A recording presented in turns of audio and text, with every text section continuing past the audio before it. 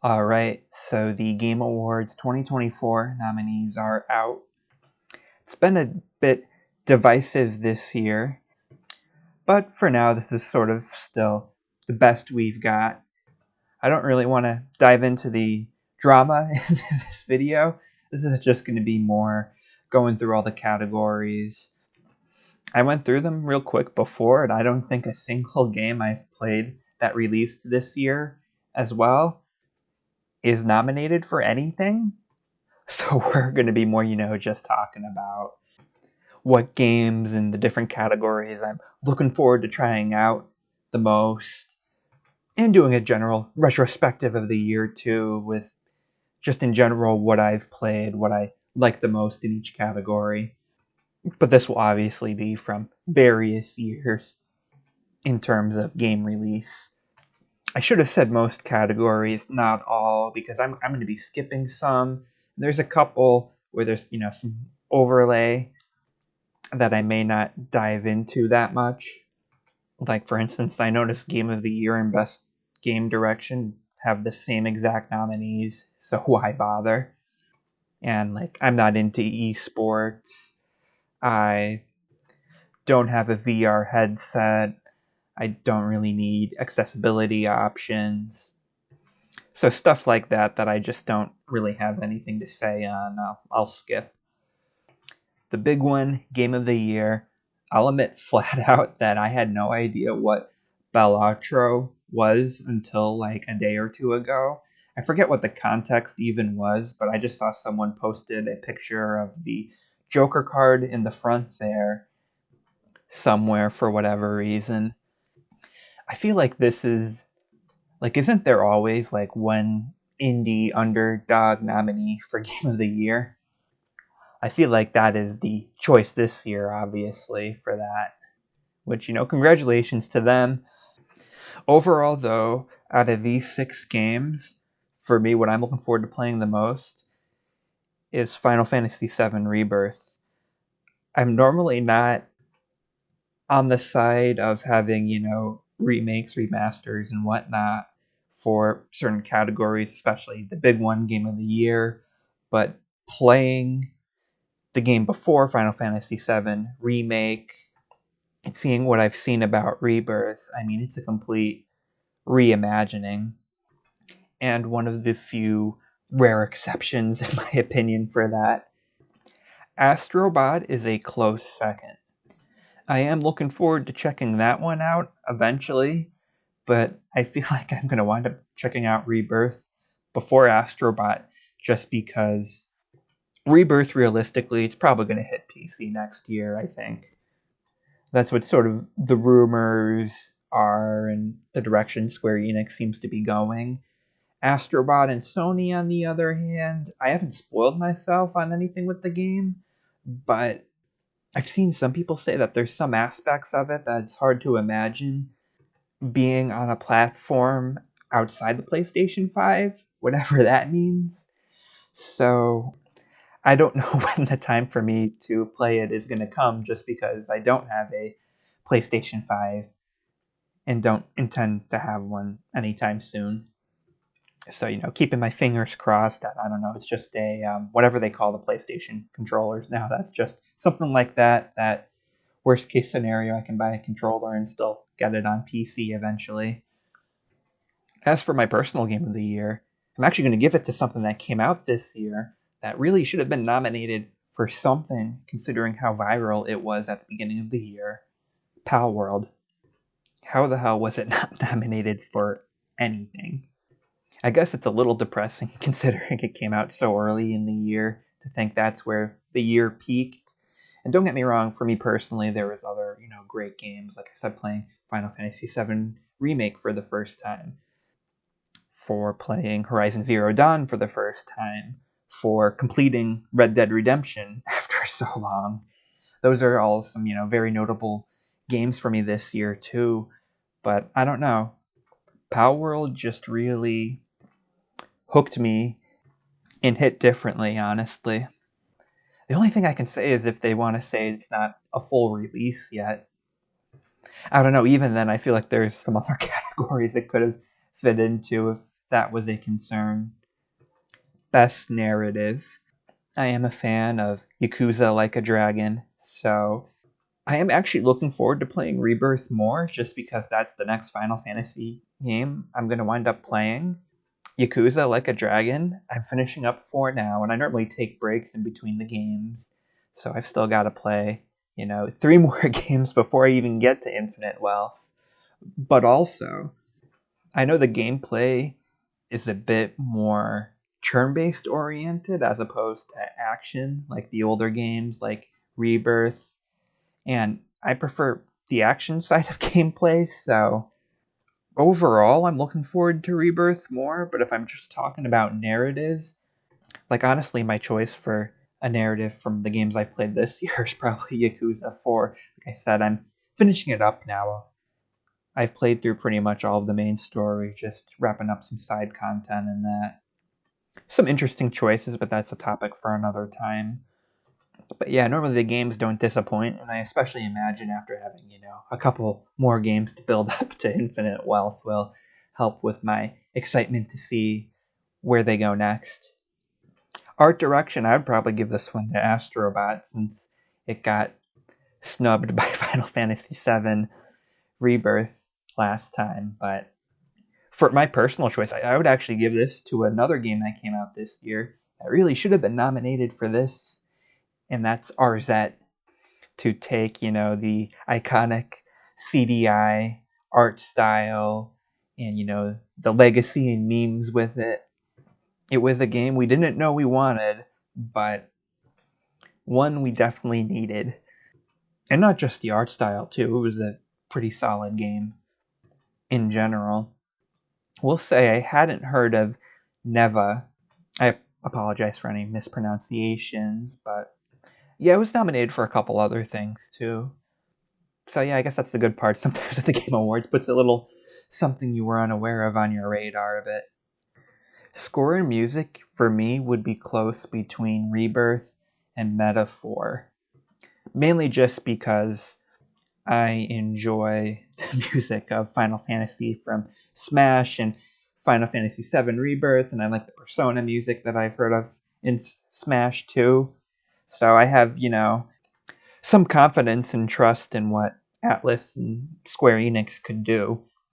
Not saying these other games can't have fantastic soundtracks either, I'm just not as familiar with their past works. Best audio design is kind of that first category where I feel like there's, a little overlap with the previous one. A lot of times, good music can go along with good implementation of general audio, since, sometimes the music is part of that. In general, it's just hard to say with this without actually having played the games, though, to know if they really did something like, for example, Hi-Fi Rush did last year, where it was just a really innovative core aspect of the game. For me personally, this year, from the games I played, the one that probably had the best soundtrack and the best audio design was probably Tokyo Mirage Sessions Sharp FE. Finally finished that one this year. Like I said, it had a great soundtrack not only, but I feel like it also at least incorporated that a lot into, the tone and just overall theme of the game, which is, a step above usual compared to, everything else I played this year too.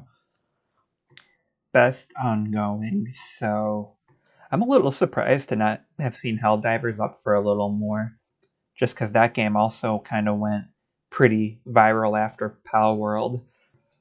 Also, when I think about ongoing, I think about games that released previous years. And I thought Helldivers 2 came out this year, but maybe I'm wrong. Or I don't know, are they counting betas or that with it too? Because they may have had an earlier beta or something. I don't know. Overall, I'm not too into live services, so none of these games are super appealing to me. If I had to pick one, I would probably pick Final Fantasy again, only this time it would be 14. And best community support, once again, can kind of go hand in hand, but some devs are a little more hands off and speak with actions more than words, and others, deserve a lot of credit for how they interact with the community and that. I will say it's not, towards the top of my backlog, but I do want to eventually try out Baldur's Gate 3. So that would be sort of my pick from these. As for, personal continued support or community support, the only interactions I've had are I did donate to a couple promising Kickstarter games, particularly being Roland Rascal and Co Robo. And obviously, sort of the nature of crowdfunding is they do give you updates and are a little more involved with the community. But that's, just kind of the nature of it. I guess I will give a shout out too. I kind of just got lucky and stumbled on codes the developer of Spider Fox was giving away, and I checked that out, and it was all right. But it's appreciative. I guess that would be the best community support because that was pretty cool. And I don't know, how do you even count ongoing? Like, could you kind of count something like Red Dead that saw releases on new platforms, or Horizon, which saw a remaster? Because yeah, I'm pretty sure most of the stuff besides Power World, but once again, I don't know where we stand on games that released this year, didn't really have any updates. I don't know. I feel like if Helldivers was up for this, I feel like Power World should have been too, and would have probably been my overall choice with that. This was a bit of a disappointing category, just because I feel like I've played more indie games than usual. I've obviously already mentioned, I think Power World is indie, right? I mentioned Arzat. I'm currently playing through Yellow Taxi Goes Vroom. I talked about a couple Kickstarters and Spider Fox. More than usual, yet none of the ones I played wound up nominated for Game of the Year in the indie category. Although, was Dave the Diver nominated last year? Because I think I did play through that this year too. In general, I'm not really that interested in any of these games either, except, like I said, maybe Neva or Laurel and the Laser Eyes, just because I don't really know what they are. Maybe they are interesting and I just never looked into them. But yeah, the ones here, just, I don't know, weren't super appealing to me, at least at first glance. In the debut indie game, though, another overlapping one, Plucky Squire, does seem like it could be a little interesting. Did hear of that one. It looks like it's a top-down platformer. I'm not really sure. I've played a couple of them and they've been solid, so yeah, we'll see if we eventually play that one. Power World probably would have been my choice here. I don't know if it was in the debut game though. I think Pocket Pair had a game or two before. Although I just don't really keep track of what games are debut games or not. That's more for the awards people, I feel like. Yeah, because even thinking about it too, because you have some categories had 6, and there's only 5 nominees here. Was there? Yeah, there was 5 in the last category too. So there's room for some of these games I'm mentioning. Is I guess what I'm trying to say. I don't think I've played any mobile games that debuted this year. I mean, in general, that for me, this is probably just the Fire Emblem Heroes Award, just because that's the only mobile game I consistently play. I do sort of try out and dive in and out of a few others, but that's kind of it. I am interested, like, between these, I would want to try Withering Waves the most. I did play Punishing Gray Raven, which is by the same people. It was solid enough. I think Withering Waves is supposed to be like Genshin, but if I'm going to play a Genshin-like game, I would rather start with Genshin itself. And I just haven't gotten around to it yet for various reasons. Best Action Game. Space Marine 2, that's another one I'm surprised to have not seen nominated for more or for Game of the Year. Between all these options, I'm definitely the most interested in playing Stellar Blade. I love Nier Automata. I've seen some comparisons between the two. There's obviously even crossover DLC coming out. I do have a bit of an older PC, so I hope it can run it, but I am looking forward to that coming out on other platforms next year. My personal pick from games that came out this year, or I'm sorry, from games I played this year, I don't know, I feel like Horizon Zero Dawn, like I said, it was another game I really enjoyed this year, and that was probably, of the ones on the top of my head, the one that was the most action-oriented. In action-adventure, once again, I already mentioned Astrobot's definitely the game I'm looking forward to playing the most here. So we're adding exploration and puzzle to the mix here, which is the difference from the last one. I'm leaning towards Resident Evil 3, which I actually just finished not that long ago, as sort of my favorite game I played this year with those elements. Rebirth and Infinite Wealth against each other again. Once again, I give Rebirth the edge here, especially now since we're talking in a more general sense as opposed to last time they were against each other when I was talking more from a narrative story perspective. And even though I gave the narrative story to Yakuza 4 as opposed to Final Fantasy 7 Remake, which I both played this year, I think it's going to match the two series in these categories. I think I did overall enjoy Final Fantasy 7 Remake a little more than Yakuza 3 and 4.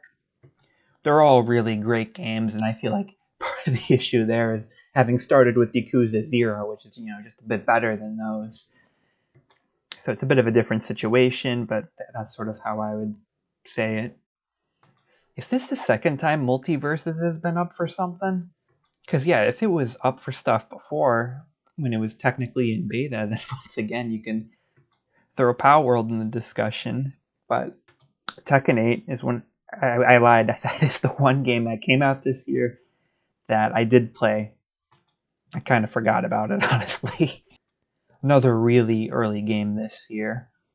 I do have Grand Blue Fantasy versus Rising 2. I just haven't played it yet. And I heard Sparkling Zero is really good. Although I never really got too into Dragon Ball, so I think Sparkling Zero is going to win. I mean, personally, since I played Tekken, I guess I have to say that's my pick. If I went with overall from what I've played this year, because I haven't played Street Fighter 6 yet, but I've been playing Mortal Kombat 1 recently, and I think I do like it slightly better than Tekken 8. So that's my favorite of the year personally. I'll admit next year might make me a hypocrite because Marvel vs. Capcom Fighting Collection, like I said, I don't like, throwing remakes and that in there, but the collection they have coming out next year has Power Stone in it, so we might need to make an exception because Power Stone is just that good. Best Family. I do have Peach Showtime. I haven't played it yet. Like I said, I would get Astrobot, and I do plan to get Party Jamboree at some point. I would probably give this one to Party Jamboree just because, like I said, when I look at the category, they mentioned family play. I kind of think of, couch play in that too, which I feel like Mario Party is a lot more in line with. Granted, like I said, I think it's just more of a family-friendly category since I'm pretty sure Echoes of a Wisdom is probably single player. Actually, I don't really know much about the multiplayer offerings of anything here other than Mario Party, but I don't know, maybe I'm having a bit of a different interpretation of the category.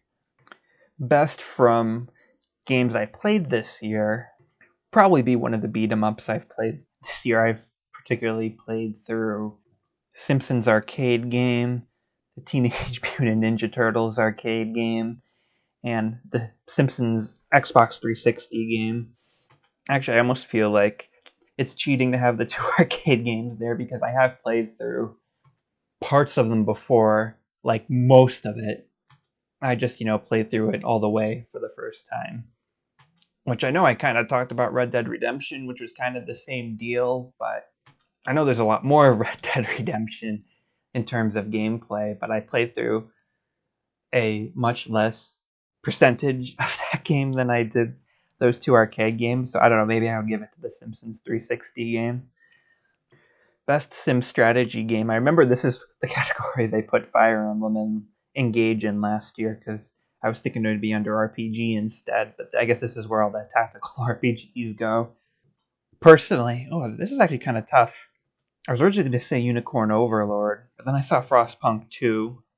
I think I'm going to go with Frostpunk 2 just because I feel like I'm more likely to play it sooner because I have so many other, tactical RPGs to play through just in Fire Emblem alone, let alone this game and, other series like Advance Wars and that Langrisser Tearing Saga and all of that. Because, Frostpunk, I think, is supposed to be... Because I have the first one. I actually watched my sibling play a bit of it, and it looked fun.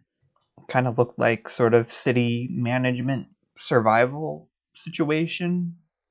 So I don't know, maybe this is where some of the city builders and stuff go. Or something like The Sims, even. Haven't played a lot of these types of games this year, actually. The only two I can think of that would probably be in this category were Sims 3 and Civ 6 / Revolution 2. I would probably give it to Sims 3 between those. Even though I did probably have more fun with Civ 6, but I think that was more because it was a completely new thing for me, Kind of want to take that into account and give it to Sims 3 just in general. Sports racing, not super interested in this category. I guess out of these, I would probably most want to play WWE. Could see it, maybe being a fun arena fighter if done well. I have played some decent racing games this year, a couple Need for Speeds. If it was between I played Heat and Payback, I would give the edge just to Payback. Multiplayer. So I see that Mario Party's up for this, but I like reading the category makes it sound more of a focus on online play. I don't know if it even has it. Between these, once again, since I've actually played Tekken, I should probably say Tekken would be my choice here. From games I've played this year, have I even played anything online multiplayer this year? I feel like I may have done a couple Tekken 8 matches, but that was probably it. It's just not really my thing. It's actually a little surprising to me. That might be a new all-time low for amount of, playing online multiplayer for the year. Best adaptation. I did watch Like a Dragon Yakuza. Yikes. I'm surprised because that was relatively recent, wasn't it? I wouldn't give it the award. It has its issues and isn't very faithful to the source material. I feel like it'll probably be between Arcane and Fallout, and between those two, I'm probably more interested in Arcane. I have seen the Sonic movies, but I'm not super interested in the Knuckles spinoff, even though I did like Knuckles in the movies. I just don't really watch enough shit to really be super interested. And yeah, even for this year, I mean, I didn't even finish the Nier anime yet. I watched like half of the second season so far. But like I said, at least that's, a little faithful, so I guess I would give that the advantage to the other one I've seen, Like a Dragon Yakuza. And the final category here, I mean, this is just the GTA 6 award, right? Like across the board, I completely agree. To be fair, it has some stiffer competition than I was expecting with, Prime 4 Beyond particularly being in the oven for quite a long time. The other games are, have solid bases and anticipation, but like I said, I just don't think you can compare it to, how long it's been for GTA and Metroid Prime's last main entry and just how long, the cycle of, different development and, leaks and all of that stuff has been compared to, the other three options. But yeah, that's all I feel like I've really got to say. Sorry, I feel like I didn't go in as much detail on some of the later categories. I don't know if that was just fatigue of, going through everything at once, or if there just isn't as much to say when you just sort of go more and more down the list. But like I said, I plan to just continue to do this moving forward until another Game Award ceremony potentially, takes over, and then we, use that as the basis for this yearly discussion.